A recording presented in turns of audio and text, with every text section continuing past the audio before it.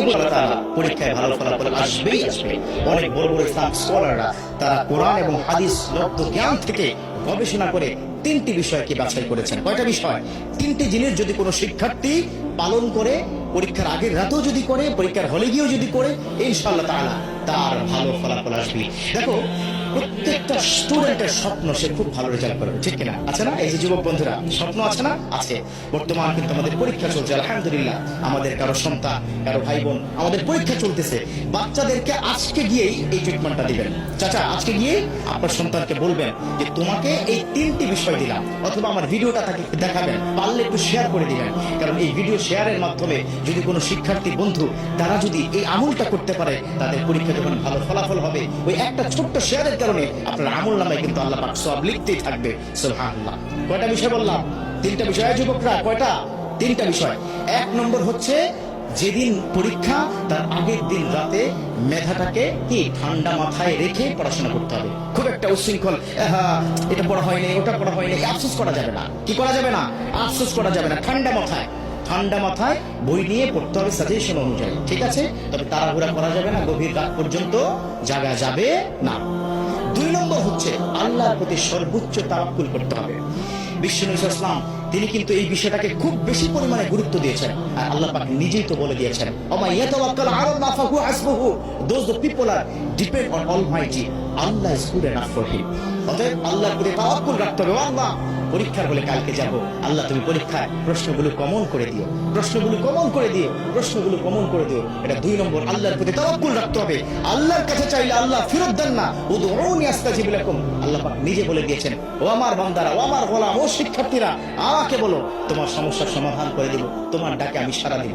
সুবহানাল্লাহ। চাইবেন কার কাছে? আল্লাহর কাছে। আজকে গিয়ে সন্তানকে বুঝাবেন, বাবা পড়াশোনা যাই করো না কেন, তাওয়াক্কুল করবে কার উপর? আল্লাহর উপর। তিন নম্বর, এই তিন নম্বরটা একটু লম্বা, বাট এই আমলটা কিন্তু করতে হবে। তিন নম্বর আমলটা হচ্ছে, তুমি যখন পড়তে বসবে তখন রব্বি জিদনি ইলমা এটা পড়বে।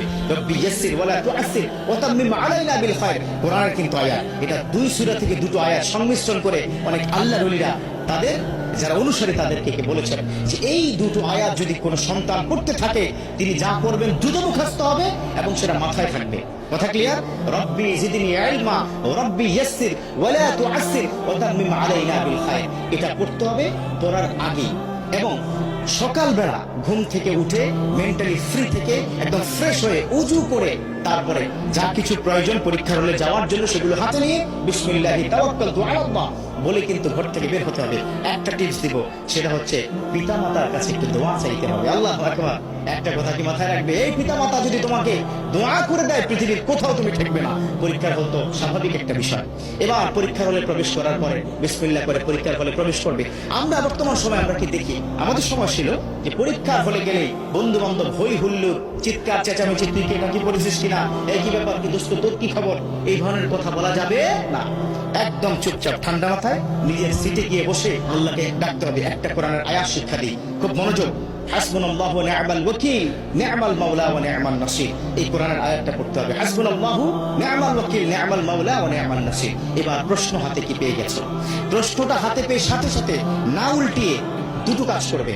একটা হচ্ছে উপর করে প্রশ্নটা রেখে সুবহানাল্লাহি ওয়া বিহামদিহি সুবহানাল্লাহিল আযীম এই তাসবিহ পড়ার পর ওই যে আমি শিক্ষা দিলাম না, সেটা কি রব্বি জিদনি ইলমা রব্বি ইয়াসসির ওয়ালা তুআসসির ওয়া তাম্মিম আলাইনা বিল খায়র। এই কোরআনের দুটো আয়াত পড়ে বিসমিল্লাহ করে যখন প্রশ্নটা দেখবে, যদি কোনো কারণে কমন নাও পড়ে, no tension, don't worry, don't be frustrated, হতাশ হওয়া যাবে না। কারণ যা পড়েছে কমন সেগুলো তো লিখবেই, যা পড়ে নাই ওই লিখতে লিখতে দেখবে আল্লাহ পাক জেহেনের মধ্যে ঢুকিয়ে দিবে। সুবহানাল্লাহ। মোটা দাগে তিনটি কাজ। কয়টি কাজ দিলাম? তিনটি কাজ দিলাম। যদি কোনো শিক্ষার্থী সঠিকভাবে এই তিনটি আমল বা এই কাজগুলো সে প্র্যাকটিস করতে পারে, ইনশাআল্লাহ তাআলা পরীক্ষায় ভালো ফলাফল আসবেই আসবে। আল্লাহ পাক আমাদের শিক্ষার্থীদের এই বর্তমান চলমান পরীক্ষায় ভালো ফলাফল করে ক্যারিয়ার সুন্দর করে আল্লাহ সন্তুষ্টি অর্জন করার তৌফিক দান করুন। আমিন। পরীক্ষায় ভালো